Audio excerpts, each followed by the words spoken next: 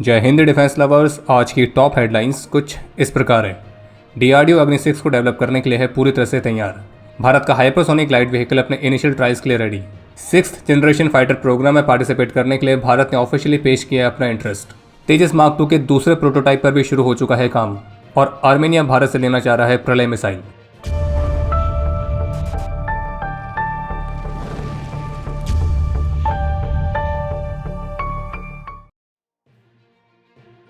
आज राजधानी में ANI ने नेशनल सिक्योरिटी समिट 2.0 को आयोजित किया था और इस इवेंट में भारत के defence secretary, DRDO chief, integrated defence staff के चीफ और अन्य सभी ऑफिशियल्स मौजूद थे। और इसी इवेंट के दौरान इन ऑफिशियल्स की तरफ से भारत के महत्वपूर्ण डिफेंस प्रोग्राम से संबंधित कुछ महत्वपूर्ण जानकारियां सामने आई हैं। पहला ये, जिसमें डिफेंस सेक्रेटरी श्री राजेश कुमार सिंह की तरफ से कंफर्म किया गया कि जो भारत का 5th जनरेशन फाइटर प्रोग्राम एमका है, तो इसमें जो शॉर्टलिस्ट किए गए प्राइवेट सेक्टर प्लेयर्स हैं, तो उनके लिए जल्द ही रिक्वेस्ट फॉर प्रपोजल यानी कि RFP जारी की जाएगी। और जिस तरह से एमका की जो इनिशियल स्टेज है प्रोटोटाइप वाली, तो इसमें इस बार HAL को शॉर्टलिस्ट नहीं किया गया है। तो ये जो एक महत्वपूर्ण शिफ्ट देखने को मिला है, तो इस पर डिफेंस सेक्रेटरी का कहना था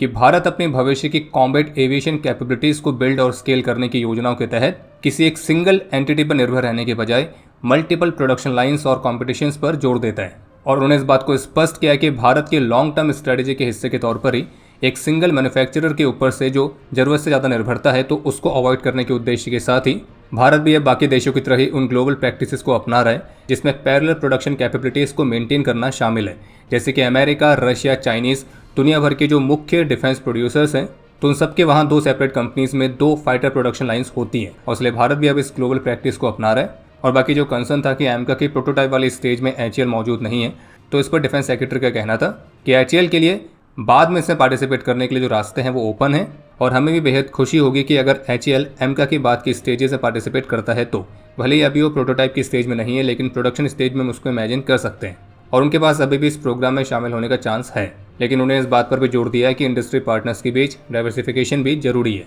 जो कि सप्लाई चेन वाले रिस्क को कम करने में काफ़ी मदद करता है और डिफेंस मैन्युफैक्चरिंग को और मजबूत करता है। इसके अलावा उन्होंने इस बात को भी कंफर्म किया है कि जो भारत है वो 6th जनरेशन फाइटर पार्टनरशिप की संभावनाओं को भी एक्सप्लोर कर रहा है। और इसमें 2 European 6th generation fighter programmes मुख्य रूप से शामिल हैं, जिसमें से एक है FCAS, जिसमें फ्रांस, जर्मनी और स्पेन शामिल है, और दूसरा प्रोग्राम है GCAP, जिसमें UK, इटली और जापान शामिल है। और डिफेंस सेक्रेटरी का कहना था कि हमने अपना इंटरेस्ट दिखाया है और हम 6th जनरेशन फाइटर प्रोग्राम के लिए पार्टनरशिप करने पर विचार कर रहे हैं और अब देखते हैं कि आगे उनका रिस्पॉन्स क्या रहता है। इसके अलावा डिफेंस सेक्रेटरी की तरफ से ये भी कंफर्म किया गया है कि भारतीय वायुसेना के जो महत्वपूर्ण गैप्स हैं उनको फिल करने के सारे प्रयास जारी हैं, चाहे वो फाइटर एयरक्राफ्ट की बात हो, रिफ्यूलर एयरक्राफ्ट की बात हो या फिर एवैक्स सिस्टम्स की। तो इन तीनों ही कैटेगरीज को प्रोक्यूरमेंट साइकिल में रखा गया है और उन्होंने इस बात की उम्मीद जताई है कि इन तीनों ही कैटेगरीज में जो कॉन्ट्रैक्ट है वो अगले वर्ष के अंतर्गत साइन किया जाएगा। यानी कि इस स्टेटमेंट से कहीं ना कहीं एक संभावना दिख रही है कि जो 114 रफाल फाइटर्स वाली डील है, जो रिफ्यूलर एयरक्राफ्ट और एवैक्स सिस्टम वाली डील है, तो उसका भी साल भर का इंतजार और करना पड़ सकता है। ANI की नेशनल सिक्योरिटी समिट 2.0 में डीआरडीओ चीफ की तरफ से कंफर्म किया गया कि जो अग्नि 6 एडवांस्ड इंटरकॉन्टिनेंटल रेंज की बैलिस्टिक मिसाइल को विकसित करने वाली योजना है, तो डीआरडीओ इस योजना पर आगे बढ़ने के लिए पूरी तरह से तैयार है और अब बस उन्हें भारत सरकार के अप्रूवल का इंतजार है। यानी कि ये जो प्रोग्राम है ये पूरी तरह से भारत सरकार के निर्णय पर निर्भर है। इसके अलावा डीआरडीओ चीफ की तरफ से भी बताया गया है कि जो भारत की स्वदेशी लॉन्ग रेंज की antiship hypersonic glide missile program है, तो ये अपनी एडवांस्ड स्टेज में पहुंच चुका है और इसके इनिशियल ट्रायल्स जल्द ही शुरू किए जाएंगे। और उन्होंने ये भी कंफर्म किया है कि भारत हाइपरसोनिक ग्लाइड सिस्टम और hypersonic cruise missile system in दोनों पर ही काम कर रहा है और इनमें से जो हाइपरसोनिक ग्लाइड सिस्टम को विकसित करने वाला वेरिएंट है, तो उसका विकास कार्य आगे चल रहा है। और डीआरडीओ चीफ ने इन दोनों प्रोग्राम का डिफरेंस भी बताया है। जैसे कि hypersonic cruise missile scrum jet engine के साथ आएगी, जो कि फ्लाइट के दौरान उसे पावर देगी। वहीं जो हाइपरसोनिक ग्लाइड मिसाइल है, तो वो बूस्टर का इस्तेमाल करेगी इनिशियल वेलोसिटी को प्राप्त करने के लिए और फिर बिना पावर के वो आगे ग्लाइड करेगी। और जो हाइपरसोनिक ग्लाइड सिस्टम है वो हमें हाइपरसोनिक क्रूज मिसाइल से पहले देखने को मिलेगा। जो हाइपरसोनिक ग्लाइड मिसाइल होगी वो स्टैटिक और मूविंग दोनों ही तरह के टारगेट्स को एंगेज करने में सक्षम होगी और वो अपने साथ अलग अलग रेंज के पेलोड्स को भी कैरी कर सकेगी। और इस मिसाइल में स्वदेशी एवियोनिक्स से लेकर हाई एक्यूरेसी के सेंसर पैकेजेस का इस्तेमाल किया जा रहा है। और जो हमारा हाइपरसोनिक ग्लाइड व्हीकल है, शॉर्ट फॉर्म में HGV, तो वो मैक 10 तक की रफ्तार को अचीव करने में सक्षम होगा और मल्टीपल स्किप्स के साथ वो लगभग मैक 5 की एवरेज स्पीड को मेंटेन कर पाएगा। और इसकी लो ऑल्टीट्यूड फ्लाइट, हाई स्पीड और मैन्यूवरेबिलिटी के कारण इस मिसाइल को दुश्मन के ग्राउंड और शिप बेस रडार के द्वारा डिटेक्ट कर पाना बेहद मुश्किल रहेगा। इसके अलावा उन्होंने ये भी बताया कि जो हमारी प्रलय मिसाइल है तो वो भी अपनी टेस्टिंग की फाइनल स्टेजेस में है और वो भी जल्द ही तैयार हो जाएगी। इसके अलावा एक प्रस्तावित कन्वेंशनल मिसाइल फोर्स के स्ट्रक्चर के बारे में डीआरडीओ चीफ की तरफ से बताया गया कि इस पर अभी भी विचार चल रहा है और फोर्स को अलग अलग रेंज और टैक्टिकल रोल्स के लिए एक मिक्स सिस्टम की रिक्वायरमेंट है। और जैसे कि डिफेंस सेक्रेटरी ने कंफर्म किया था कि जो प्रस्तावित कन्वेंशनल मिसाइल फोर्स की बात है तो उसका स्ट्रक्चर अभी तैयार नहीं किया गया, लेकिन इस पर डीआरडीओ चीफ का कहना है कि उनके मुताबिक इस तरह के प्रस्तावित कन्वेंशनल मिसाइल फोर्स के लिए लगभग 2000 किलोमीटर तक की रेंज वाले अलग अलग रेंज की बैलिस्टिक मिसाइल्स की रिक्वायरमेंट रहेगी। बाकी ballistic missiles, cruise missiles, hypersonic missiles, तो इस तरह की अलग अलग वैरायटी की मिसाइल्स इस फोर्स का हिस्सा बनेंगी जो कि टैक्टिकल एप्लीकेशंस के लिए अलग अलग रेंजेस पर अलग अलग तरह की कैपेबिलिटी प्रोवाइड करेगी। एएनआई के इसी इवेंट पर जब भारत के एडवर्सरीज के बीच बढ़े हुए कोऑर्डिनेशन पर प्रश्न पूछा गया, विशेष रूप से इक्विपमेंट सप्लाई और इंटेलिजेंस शेयरिंग के मामले में, तो इसके उत्तर में भारत के chief of integrated defence staff air marshal Ashutosh Dixit का यह कहना था कि बिना ज़्यादा ओपन हुए इसका आंसर बस ये है कि हाँ, हम इस बात से पूरी तरह से अवेयर हैं कि हमारे एडवर्सरीज के बीच क्या चल रहा है और किस तरह से वो एक दूसरे के साथ हाथ मिला रहे हैं। और अगर आप केवल उनके इक्विपमेंट प्रोफाइल को ही देखेंगे तो भी आपको आंसर मिल जाएगा, क्योंकि जो हमारी वेस्टर्न एडवर्सरी है यानी कि ऑब्वियसली पाकिस्तान, तो उनके 80% ऑफ इक्विपमेंट हमारे नॉर्दर्न एडवर्सरी यानी कि चीन द्वारा ही सप्लाई किए गए और अब इसी तरह से इसमें टर्की भी शामिल हुआ है। बाकी इस इवेंट में डिफेंस सेक्रेटरी की तरफ से बताया गया कि उन्हें इस बात का पूरा विश्वास है कि जो भारत है वो 2029 तक 50,000 करोड़ रुपीस के डिफेंस एक्सपोर्ट टारगेट को भी अचीव कर लेगा और इस सेक्टर में ऑलरेडी हमारी जो ग्रोथ है वो ऊपर की तरफ जा रही है और 2030 तक डिफेंस एक्सपोर्ट का जो 50,000 करोड़ रुपीस का आंकड़ा है तो भारत इसको भी पार कर जाएगा। उनका यह भी कहना था कि भारत के सिस्टम्स में ग्लोबल इंटरेस्ट काफ़ी बड़ा है, विशेष रूप से एशिया और अफ्रीका रीजन में, और एक्सपोर्ट को सपोर्ट करने के लिए जो भारत सरकार है वो एक डेडिकेटेड फाइनेंशियल मैकेनिज्म पर भी काम कर रही है। बाकी एएनआई के इस इवेंट में डीआरडीओ चेयरमैन ने भारत के घातक यूसीएवी प्रोग्राम को लेकर भी एक अपडेट दिया है, जिस पर उनका कहना था कि जो घातक यूसीएवी है तो कैपेबिलिटी के मामले में आप उसे एक स्टेल्थ फाइटर से कंपेयर कर सकेंगे। और उनका ये कहना था कि जो घातक यूसीएवी है तो वो एलसीए के टाइप का 13 टन की क्लास में आने वाला एक स्टेल्थ अनमैन्ड फाइटर एयरक्राफ्ट की तरह होगा। और हाल ही में 67 घातक यूसीएवीज के इंडक्शन को डिफेंस प्रोक्योरमेंट बोर्ड की तरफ से क्लियरेंस भी मिला है। बाकी एएनआई के जो नेशनल सिक्योरिटी समिट है इसका उद्घाटन भारतीय रक्षा मंत्री श्री राजनाथ सिंह द्वारा किया गया था और उन्होंने अपने संबोधन में ऑपरेशन सिंदूर को लेकर एक महत्वपूर्ण बात कही कि हमने अपनी मर्जी और अपनी शर्तों पर ही ऑपरेशन सिंदूर को रोका था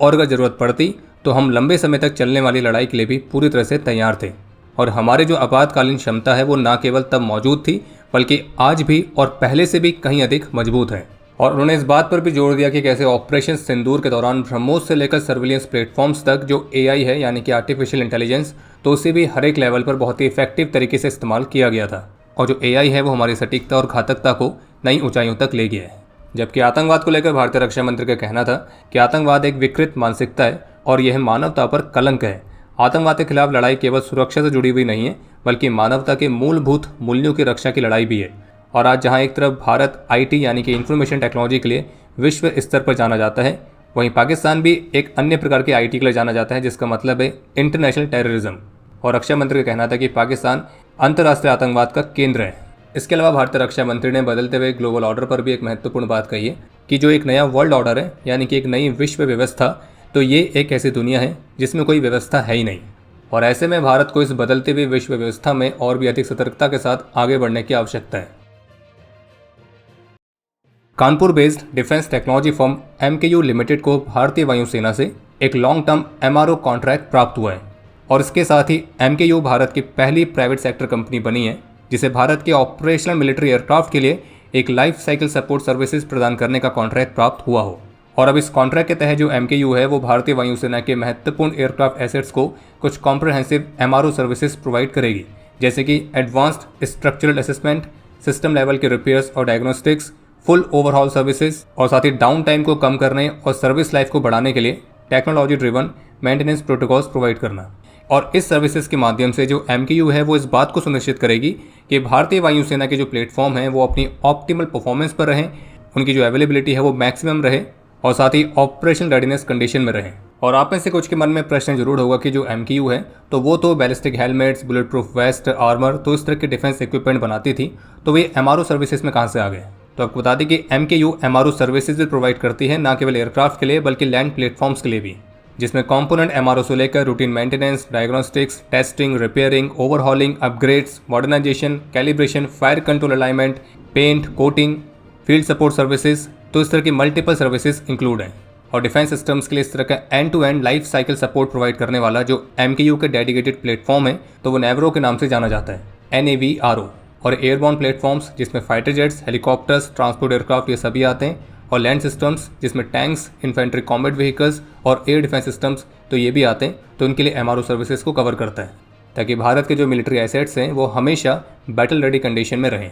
और बाकी अगर आपको भारत की इस प्राइवेट डिफेंस फर्म MKU के बारे में डिटेल में जानना है तो उस पर एक डेडिकेटेड वीडियो हमने पहले इस चैनल पर अपलोड करी थी, आप उसके माध्यम से जानकारी प्राप्त कर सकते हैं। तो जैसे कि अभी तक रिपोर्ट्स आई थी उनके मुताबिक भारतीय वायुसेना ने लगभग 120 MK फाइटर्स को इंडक्ट करने की योजना बनाई है, लेकिन अब लेटेस्ट रिपोर्ट्स के मुताबिक भारतीय वायुसेना MK की और भी बड़ी फ्लीट पर विचार कर रही है, और जिसमें भविष्य की सिक्योरिटी नीड्स को पूरा करने के लिए लगभग 250 MK को इंडक्ट किया जा सकता है। पर खैर इस पर हम क्या ही टिप्पणी करें, बस यही उम्मीद करेंगे कि MK प्रोग्राम की जो भी टाइमलाइंस अभी तक दी गई हैं तो वो टाइमलाइंस ही अचीव हो जाएं, बाकी इंडक्शंस तो फिर होते रहेंगे। बाकी इंडक्शन की बात हो ही रही तो आपको एक अपडेट और देते हैं कि Mazagon dock ship builders limited यानी कि MDL ने आज भारतीय नौसेना को प्रोजेक्ट 17A क्लास के तहत बनाई गई चौथी स्टेल्थ फ्रिगेट जिसका नाम है महेंद्रगिरी, तो वो डिलीवर कर दी है। और जानकारी के लिए आपको बता दें कि इस प्रोजेक्ट 17A के तहत टोटल 7 फ्रिगेट्स बननी थी, जिनमें से 4 को बनाने का कार्य MDL को मिला था और बाकी 3 को बनाने का कार्य GRSE को। और MDL ने नीलगिरी, उदयगिरी, तारागिरी तो इनको बना के डिलीवर कर दिया है और वो ऑलरेडी नेवी की सर्विस में कमीशन हो चुकी हैं। और अब ये MDL की चौथी थी महेंद्रगिरी, तो ये भी अब जल्द ही कमीशन हो जाएगी। इसके अलावा एक अपडेट यह है कि जलंधर के काउंटर इंटेलिजेंस यूनिट ने ISI द्वारा स्पॉन्सर्ड एक और जासूसी नेटवर्क को बस्ट किया है, जिसमें ISI के महत्वपूर्ण ऑपरेटिव सुखविंदर सिंह उर्फ सुक्खा जो कि फिरोजपुर से है उसे पकड़ा गया है। और इसी के तहत कपूरथला से चाइनीज मेड सोलर पावर्ड एक CCTV इक्विपमेंट उसकी 4G कनेक्टिविटी के साथ रिकवर किया गया है। और शुरुआती इन्वेस्टिगेशन में खुलासा हुआ है कि जो आरोपी है वो अपने अन्य साथियों के साथ इन सोलर पावर्ड CCTV कैमरास को सेंसिटिव साइट्स को मॉनिटर करने के लिए अलग अलग लोकेशंस पर इंस्टॉल कर रहा था, और जिसमें आर्मी से जुड़ी हुई कुछ महत्वपूर्ण एस्टेब्लिशमेंट्स भी आते हैं। और फिर इस कैमरा के माध्यम से जो लाइव फुटेज है तो वो मोबाइल एप्लीकेशंस के माध्यम से पाकिस्तान बेस्ड हैंडलर्स को ट्रांसमिट हो रही थी, यानी कि ये उसी CCTV वाले मॉड्यूल का हिस्सा है जिसे पहले गाजियाबाद में ही बस्ट किया गया था। बाकी आतंकियों से याद आया, पाकिस्तान की जो एयरफोर्स है वो क्वेटा में हाई अलर्ट पर है और वहाँ के आसमान में जेट्स और हेलीकॉप्टर्स फ्लाई करते हुए दिख रहे हैं, क्योंकि कल रात को क्वेटा में अनआइडेंटिफाइड लोकेशन से मल्टीपल रॉकेट्स लॉन्च किए गए थे और करीब 4 से 6 रॉकेट्स को लॉन्च किए जाने की रिपोर्ट्स है। इससे कुछ ग्राउंड पर डैमेज हुआ था लेकिन कोई कैजुअलिटीज़ की रिपोर्ट नहीं है। और इस घटना से बलूचिस्तान को ऑक्यूपाई करने वाली पाकिस्तान की जो मिलिट्री है वो पूरी तरह से पैनिक में है।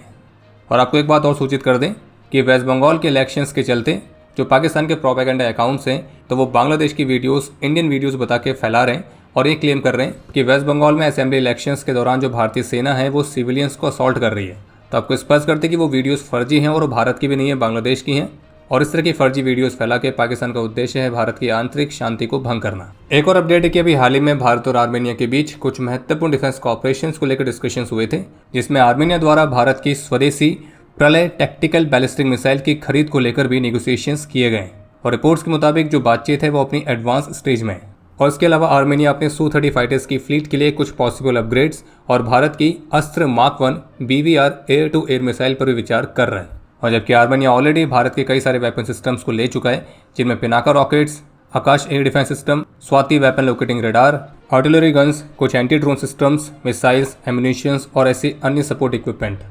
एक और महत्वपूर्ण अपडेट यह है कि आज भारतीय रक्षा मंत्री ने अपने इटालियन काउंटर पार्ट के साथ एक बायलैटरल मीटिंग कंडक्ट करी थी। तो इसी मीटिंग के दौरान जहां एक तरफ दोनों देशों के बीच डिफेंस कॉपरेशन को और भी मजबूत करने पर ध्यान केंद्रित किया गया है, वहीं मीडिया रिपोर्ट्स के मुताबिक इसी दौरान भारतीय रक्षा मंत्री ने इटली को यह भी कहा है कि वो पाकिस्तान के साथ सेंसिटिव डिफेंस टेक्नोलॉजीज को शेयर ना करें। और तेजस मार्क 2 से जुड़ा हुआ भी एक अपडेट सामने आया है कि तेजस मार्क 2 का जो एक प्रोटोटाइप है वो ऑलरेडी बेसिक ग्राउंड ट्रायल्स के लिए तैयार हो चुका है और जून जुलाई तक उसके पहले उड़ान परीक्षण भी आयोजित किए जा सकते हैं। और अब तेजस मार्क 2 के दूसरे प्रोटोटाइप पर भी कार्य शुरू हो चुका है। और अब समय है आज के इतिहास का। आज के दिन 1947-48 के भारत पाकिस्तान युद्ध में अपने अदम्य साहस और वीरता का परिचय देते हुए राइफलमैन ढोंकल सिंह वीर गति को प्राप्त हुए थे और इन्हें मरणोपरांत महावीर चक्र से सम्मानित किया गया। और आपके लिए आज का प्रश्न यह है कि प्रलय मिसाइल की मारक क्षमता कितनी है। और अब समय है आज के टॉप 3 कमेंट्स का, जो ये रहे आपकी स्क्रीन पर।